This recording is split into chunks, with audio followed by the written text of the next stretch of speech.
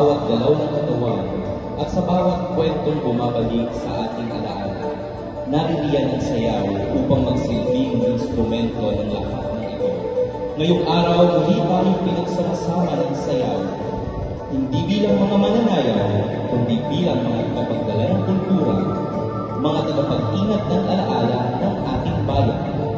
Ito ang Oreo Serie 2, isang pagpapatuloy sa paglikha at pag-ugnay, kung saan nagtatagpo ang luma at bago, at muling humihinga ang tradisyon sa kasalukuyan.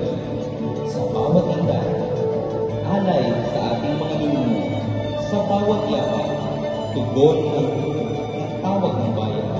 Sa bawat kumpas ay paalaala na ang sayaw ay nabubuhay at nagbibigay, nagpapatuloy sa ating pagkakakilanlan. Kaya't buksan natin ang ating puso, igalaw ang ating kaluluwa at hayaang magsalita ang ating mga katawan para sa sining, para sa kultura, para sa inang bayan.